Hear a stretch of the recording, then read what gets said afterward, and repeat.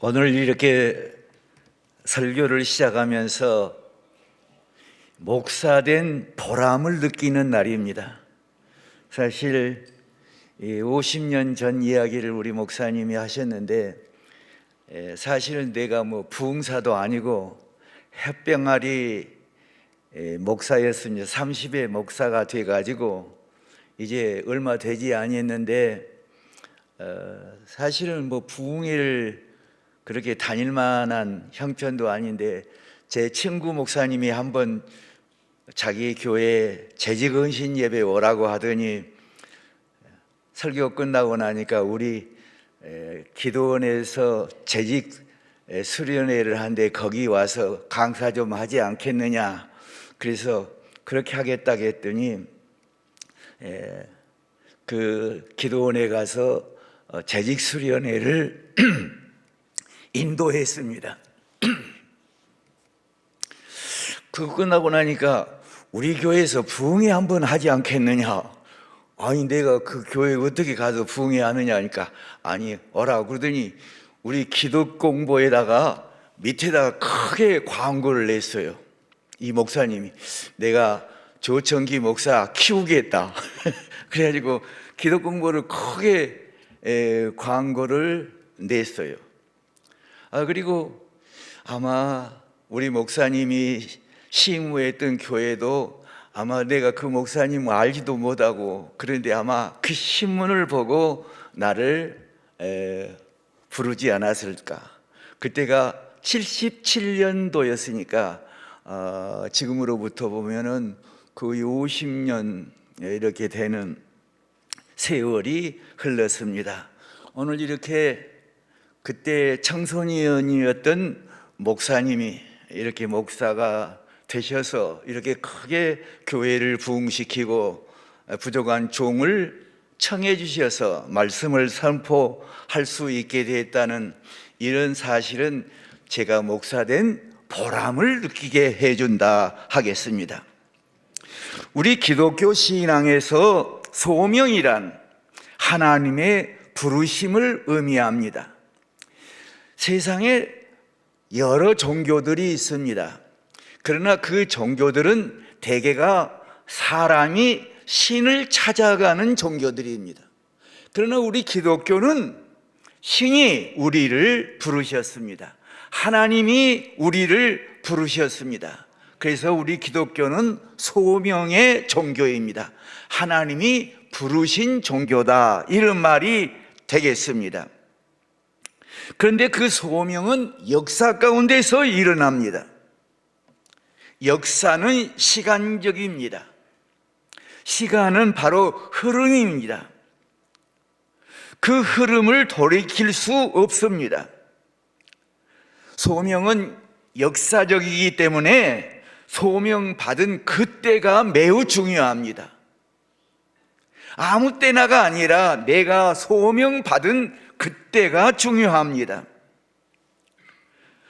그러므로 성도는 하나님의 소명에 절대 복종해야 합니다.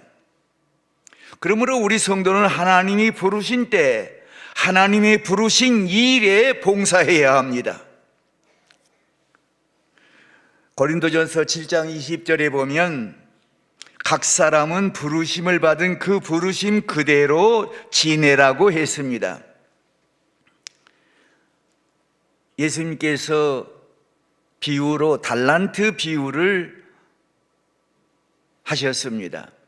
그런데 이 2달란트 남긴 종이나 5달란트 남긴 종이나 칭찬이 똑같습니다. 착하고 충성된 종아, 내가 적은 일에 충성하였으니 많은 것으로 행복을 누리라고 그들에게 축복해 주셨습니다. 그러니까 우리 소명은 2달란트거든 5달란트는 똑같다는 거예요. 재능에 따라서 주신 것이기 때문에 내가 받은 재능에서 다른 사람하고 비교할 필요가 없습니다. 1달란트 받은 종도 1달란트 받을 재능이 있었기 때문에, 주셨기 때문에 그도 1달란트만 남겼다면 똑같은 칭찬을 받았을 것입니다. 그런데 좀 비교해가지고 어떤 사람에게는 2달란트, 어떤 사람에게는 5달란트 주면서 왜 나는 1달란트 좀, 이런 비교 의식이 그를 실망하게 했고 그는 무익한 종이 된 것입니다. 우리 개개인들은 절대로 다른 사람 받은 사명과 나를 비교해서는 안 됩니다. 비록 다른 사람과 비교해 볼 때 부족하고 연약한 직분이지만 충성하면 점점 더 큰 사명을 주십니다. 여러분, 처음에 큰 이 사명을 받았는데 점점 그 사명이 줄어든다면 그건 자랑할 만한 것이 못 됩니다. 점점 확대되어가는 이런 사람이 되어야 할 것입니다. 여호와께서 아브라함에게 이르시되 너는 너의 고향과 친척 아버지의 집을 떠나 내가 내게 보여줄 땅으로 가라 하셨습니다. 여기 매우 중요한 것은 내가 내게 보여준 땅으로가 아닙니다. 보여줄 땅으로 가라는 겁니다. 그런데 아브라함이 길을 떠났어요. 그 주변의 친지들이 너 지금 어디로 가느냐? 이 고향 친척 아비 집을 떠나서 어디로 가느냐 물어볼 때 나 어디로 가는 줄 모른다고. 얼마나 무책임하고 우스운 이야기입니까? 동네 사람들이 얼마나 비웃었겠습니까? 아니, 자기가 어디로 가는 줄도 모르고 떠나다니. 그런데 아브라함은 떠났어요. 갈 바를 알지 못하면서 떠났습니다. 여기에 중요한 것은 부르신 분을 믿었기 때문입니다. 부르신 분이 위대하고 하나님이시기 때문에 그분을 믿고 떠난 것입니다. 단호한 명령이었지만 심사숙고할 기회도 주지 않았지만 즉시 복종했습니다. 이게 우리 기독교예요. 우리는 부르신 분을 믿는 겁니다. 물론 우리가 다 사람을 통해서 부름을 받습니다. 전도도 받고 또 오늘 이 새해 둘째 주일이기 때문에 금년에 새롭게 재직된 분들도 있을 것입니다. 물론 목사님이 임명을 합니다. 그러나 목사님은 우리 하나님께서 주시는 것을 이렇게 대리해서 주는 것뿐이지 목사님이 주는 거 아니에요. 하나님이 여러분을 부르셔서 그 사명을 맡기셨습니다. 그래서 그 사명이 중요한 겁니다. 그리고 남과 비교하면 안 되는 거예요. 왜 다른 사람에게는 이런 사명 주고 내게는 내가 원치도 않는 사명 주었을까? 이렇게 비교하면 안 됩니다. 아브라함은 친지들의 좋지 않은 말과 비웃음에도 불구하고 하나님의 부르심에 응답했습니다. 갈 곳을 알지 못하면서 길을 떠난 것입니다. 부르신 분이 하나님이시기 때문입니다. 예수님께서 말씀하시기를 누가복음 14장 26절에 보면 물은 내게 오는 자가 자기 부모와 처자와 형제와 자매와 더욱이 자기 목숨까지 미워하지 아니하면 능히 내 제자가 되지 못한다고 말씀하셨습니다. 여러분, 예수 그리스도의 사람들, 그 성도는 육체와 함께 그 정과 욕심을 십자가에 못 박아야 합니다. 내 생각까지도 못 박아야 합니다. 버려야 합니다. 옛 생활로부터 단절입니다. 갈라디아서 6장 8절에 보면 자기 육체를 위하여 심는 자는 육체로부터 썩어진 것을 거두고 성령을 위하여 심는 자는 성령으로부터 영생을 거두리라 했습니다. 오늘 설교 제목이 소명의식입니다. 이 소명이라는 말은 영어로 calling, 부름입니다. 부르는 것을 소명이라고 합니다. 부르심입니다. 이 소명의식은 부르심에 따르는 것입니다. 우리 기독교 신앙의 멘토는 아브라함입니다. 아브라함은 하나님이 부르실 때 가는 곳이 어디인지도 모르면서 미련 없이 떠났습니다. 모든 것을 뒤에 두고 하나님의 인도하심을 믿고 길을 떠났다는 말입니다. 특별히 고향과 친척과 아비의 집은 사람의 자연적인 뿌리입니다. 그 뿌리에서 뽑아내 버리신 것입니다. 뿌리가 뽑힌 것입니다. 예수님께서 갈릴리 호수에 나타나셔서 고기 잡는 어부 베드로, 안드레, 요한, 야고보 이런 사람들에게 너희는 나를 따르라, 내가 사람을 낚는 어부가 되게 하리라 하셨습니다. 어부들은 곧 떠났습니다. 어떤 조건도 묻지 않았습니다. 미련 없이 직업과 재산을 버리고 예수님을 따랐습니다. 이것이 소명의식입니다. 하나님은 우리의 능력을 보고 부르신 것이 아니라 하나님의 필요를 따라서 부르신 것입니다. 그러므로 부름받은 사람은 제가 여기 있나이다 순종의 대답부터 해야 합니다. 이사야가 성전에서 기도하다가 하나님의 음성을 들었습니다. 내가 누구를 보낼고 누가 우리를 위하여 갈고 하시는 음성을 들었습니다. 그때 이사야는 내가 여기 있나이다, 나를 보내소서. 이게 소명의식입니다. 제가 여기 있습니다, 내가 하겠습니다. 이게 소명의식입니다. 하나님은 소명의식을 가진 사람에게 가장 중요한 것을 맡기십니다. 소명의식이란 하나님이 불러주셨다는 사실 하나만으로 내 몸과 시간을 하나님의 뜻대로 사용하도록 맡기는 것입니다. 피아노 조율사가 피아노를 조율할 때에 우리 귀에 거슬리는 것은 한 개의 음만을 자주 두드리기 때문입니다. 조율사가 자주 눌러보는 건반을 미들 A 음이라고 합니다. 먼저 미들 A 음을 확실히 잡고 다른 음을 그 음에 맞추어 가는 것입니다. 사랑하는 성도 여러분, 소명의식이란 피아노의 미들 A 음과 같습니다.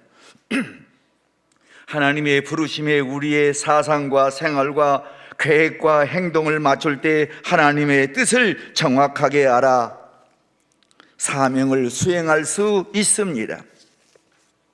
소명 받으면 그리스도의 일꾼이 됩니다. 여기 일꾼이라는 말은 본래는 노예라는 말이었습니다. 배 밑에서 노를 젓는 노예입니다. 옛날 서양에서는 배 밑에서, 배 밑 지하에서 노 젓는 사람들이 노예들입니다. 발목에는 쇠사슬이 채워져 있습니다. 이 사람들은 어디로 가는 줄도 모르고 위에서 선장이 노를 저어라 하면 젓고 멈춰라 하면 멈춥니다. 이게 노예들입니다. 이들은 어디로 가는지도 모릅니다. 보이지도 않습니다. 그저 선장의 명령에 따라서 저으라 하면 젓고 정지하라 하면 정지하는 것입니다. 그런데 시간이 흐르면서 점차 본래의 의미는 상실되고 일꾼은 누군가의 밑에서 복종하며 시종 드는 사람으로 통용되게 됐습니다. 일컬어서 이런 사람을 집사라고도 불렀습니다. 그러나 이들은 다 자유 신분을 가진 사람들입니다. 나의 사전에는 불가능이 없다고 말한 프랑스의 황제 나폴레옹이 1821년 유배지 세인트 헬레나에서 죽을 때 사람 이렇게 사람을 3번이나 부르다가 죽었다고 합니다. 사람을 찾다가 죽었다는 말입니다. 사랑하는 성도 여러분, 그리스도의 일꾼은 그리스도 앞에 사는 사람들입니다. 사도 바울은 믿음의 아들 디모데에게 편지를 쓸 때에 이 편지는 내가 너에게 하는 말이다 이렇게 말하지 않습니다. 그는 언제나 말하기를 내가 하나님과 산자와 죽은 자를 심판하실 예수 그리스도 앞에서 이 편지를 쓴다고 했습니다. 그리스도의 일꾼이란 그리스도 앞에 사는 사람입니다. 생각이나 말이나 행동을 그리스도 앞에서 하고 있다는 정신으로 사는 사람입니다. 그리스도의 일꾼이기에 오직 그리스도께만 순종하는 것입니다. 고린도전서 3장 22절로 23절에 보면 바울이나 아볼로나 게바나 세계나 생명이나 사망이나 지금 것이나 장래 것이나 다 너희의 것이요 너희는 그리스도의 것이요 그리스도는 하나님의 것이니라 했습니다. 이 세상은 신분이 낮은 자가 신분이 높은 사람을 섬깁니다. 그러므로 섬김을 받는 사람은 존귀한 사람이고 섬기는 사람은 이 비천하게 생각합니다. 그러나 하나님 나라는 높은 자가 낮은 자를 섬기는 것이 반대로 높은 자가 낮은 자를 섬깁니다. 그러므로 교회도 그런 정신으로 신앙생활을 해야 돼요. 내 직분이 장로니까 목사니까 섬김을 받아야 된다, 이런 의식을 가지면 안 돼요. 우리 목사로부터 우리 장로님들도 섬기는 자세를 가져야 돼요. 우리 집사님들은 물론입니다. 권사님들도 물론입니다. 기독교의 신앙은 섬기는 것입니다. 하나님의 일을 하다 보면 우리 힘으로 도저히 할 수 없을 것 같은 때가 있습니다. 그러나 우리가 감당할 수 없을 때에는 하나님이 도우십니다. 도와주십니다. 할 수 있도록 도와주십니다. 어떤 아버지가 아들을 데리고 이 강을 건넜습니다. 전날 비가 많이 내려가지고 물이 불어나 강을 건너기가 참 어려웠습니다. 위험해 보였습니다. 먼저 아버지가 능숙한 솜씨로 강을 건너갔습니다. 그 뒤를 이어 따라오던 아들이 강 복판에 이르러 거세게 휘몰아치는 강물을 보고 아버지 무서워요, 나 못 건너가겠어요 하는 것입니다. 그때 아버지가 담담한 표정으로 말했습니다. 당황하지 마라. 말꼬삐를 꽉 잡고 내려다보지 말고 앞만 보고 아버지만 보고 따라와라, 이렇게 했어요. 그래서 그 아이가 강을 보지 않고 아버지만 보고 뒤따라 그 강을 건널 수가 있었습니다. 아버지가 말했습니다. 장하다, 아들아, 내 스스로 강을 건넜구나. 아들이 대답했습니다. 아버지가 계셨기에 내가 강을 건널 수 있었어요. 내가 물에 빠지면 아버지가 건질 것을 믿었거든요. 그래서 건널 수 있었습니다 했습니다.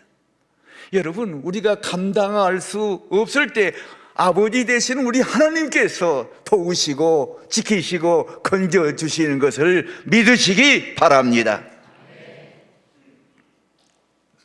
이사야 41장 10절에 보면 두려워하지 말라, 내가 너와 함께함이라. 놀라지 말라, 나는 내 하나님이 됨이라. 내가 너를 굳세게 하리라. 참으로 너를 도와주리라. 참으로 나의 의로운 손으로 너를 붙들리라 했습니다. 그리스도의 일꾼은 하나님의 비밀을 맡은 사람입니다. 하나님의 비밀이란 하나님께서 계시하신 구원의 비밀, 즉 인간의 지혜로 깨달아 알 수 없는 영적 진리입니다. 하나님의 비밀을 맡은 자란 그리스도께로부터 권한을 위임받아 그분의 이름으로 사람들에게 십자가의 도를 증거하는 사람들입니다. 우리 그리스도인은 하나님의 비밀을 맡은 사람들입니다. 사람의 지식이나 지혜로는 도저히 이해할 수 없고 납득할 수 없는 복음의 비밀을 이 세상 사람들에게 전하는 사람들입니다. 특별히 그리스도인이라고 해서 세상 사람들보다 지적 수준이 높은 자가 아닙니다. 우리가 하나님의 비밀을 맡게 된 것은 오직 하나님의 은혜입니다. 배 밑에서 노를 젓는 노예와 같은 우리에게 하나님의 비밀을 맡겨주셨습니다. 세상 표준으로 보면 공고하고 가련하며 가난하고 눈물고 헐벗은 사람들입니다.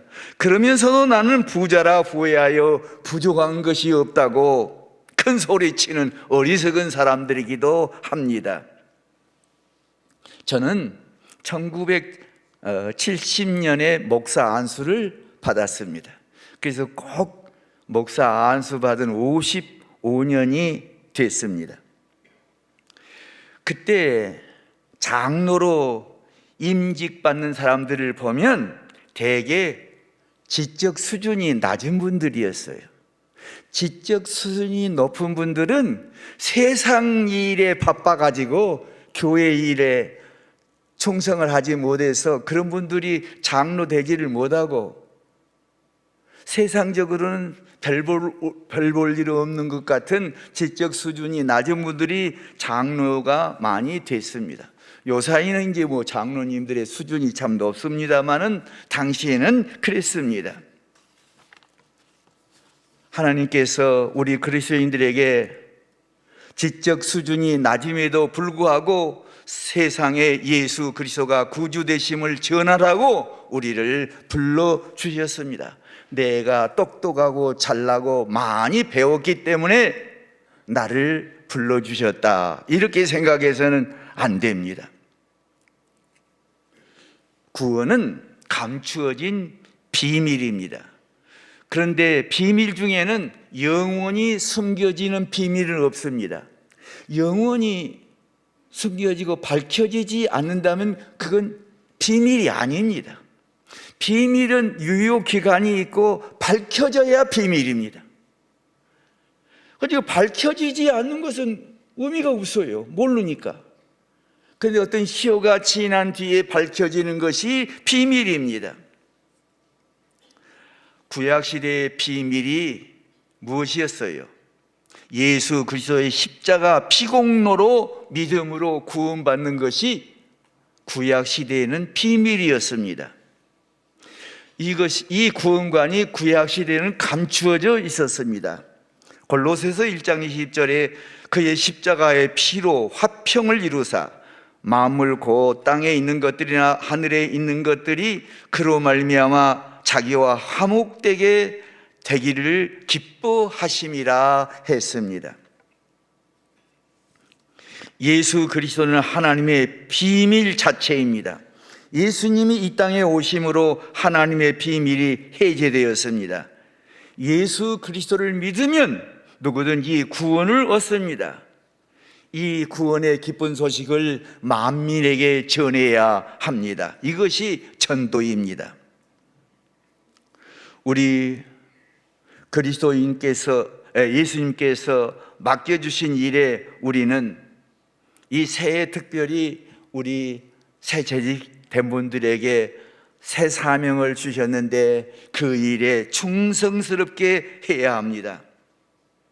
사람들은 충성을 말할 때에 몸이 할 수 있는 데까지 최선을 다하는 것이라고 합니다. 한문으로 충자를 보면 가운데 중자의 마음심입니다. 그러니까 충성은 가운데의 마음이에요. 그 중심으로 하는 것이 충성입니다. 하나님의 일은 우리가 충성해야 돼요. 중심으로 해야 된다는 말입니다. 하나님께서 사무엘에게 이스라엘 왕을 선택할 때 그의 용모와 키를 보지 말라. 내가 이미 버렸노라. 내가 보는 것은 사람과 같지 아니하니 사람은 외모를 보거니와 나 여호와는 중심을 보느니라. 중심, 마음을 본다는 말도 되겠습니다. 사울왕은 외모가 참 좋았습니다. 마음도 참 좋았습니다. 그러나 사울왕은 맡은 일에 충성할 줄을 몰랐어요. 다윗을 시기 질투하다가 그것에만 전념하다가 왕의 일을 소홀히 해서 부끄러운 왕이 되고 말았습니다. 우리는 다른 사람과 비교할 거 없어요. 내 맡은 일에만 충성하면 됩니다. 예수님은 달란트 비유를 통해 착하고 충성된 종아, 내가 적은 일에 충성하였음에 내가 많은 것을 내게 맡기리니 내 주인의 즐거움에 참여할지어다 했습니다.